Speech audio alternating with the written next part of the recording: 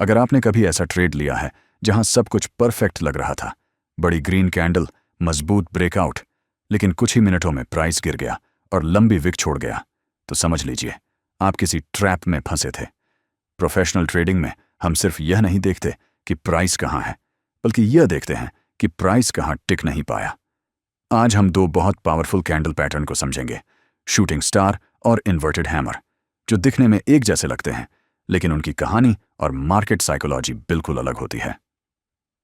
Shooting star एक bearish reversal signal होता है जो आमतौर पर अप ट्रेंड के टॉप पर बनता है। इसमें कैंडल का छोटा सा बॉडी नीचे होता है और ऊपर लंबी विक होती है जो कम से कम बॉडी से 2 या 3 गुना बड़ी होती है।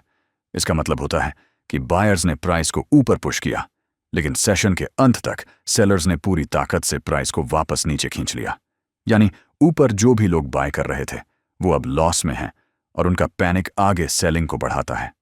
अगर शूटिंग स्टार से पहले गैप अप हो तो ये और भी स्ट्रांग बेरिश सिग्नल बन जाता है, क्योंकि ये दिखाता है कि बायर्स ने ओवर कॉन्फिडेंस में एंट्री ली और तुरंत ट्रैप हो गए।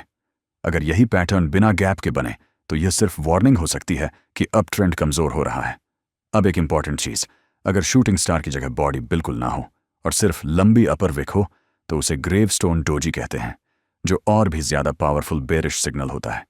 इसका मतलब है कि बायर्स क्लोजिंग तक प्राइस को ऊपर मेंटेन भी नहीं कर पाए। यह क्लियर एग्जॉस्शन दिखाता है। अगर एक ही लेवल पर बार बार शूटिंग स्टार बनती है तो इसका मतलब है कि वहां स्ट्रांग रेजिस्टेंस है और बायर्स बार बार रिजेक्ट हो रहे हैं। लेकिन अगर कभी प्राइस उस विक के ऊपर क्लोज कर जाए तो आपका बेरिश व्यू इनवैलिड हो जाता है।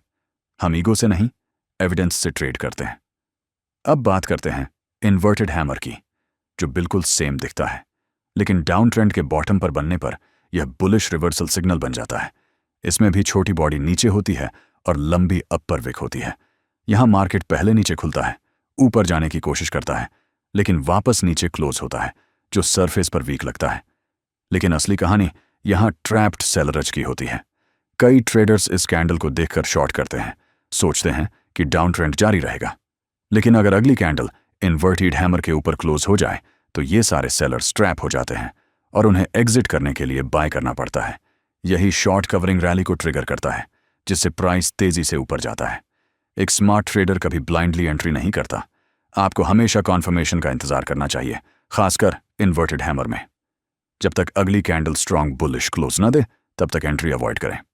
साथ ही हमेशा कंटेक्स्ट देखें, पैटर्न कहां बन रहा है, ट्रेंड क्या है और सपोर्ट रेजिस्टेंस का अलाइनमेंट क्या है।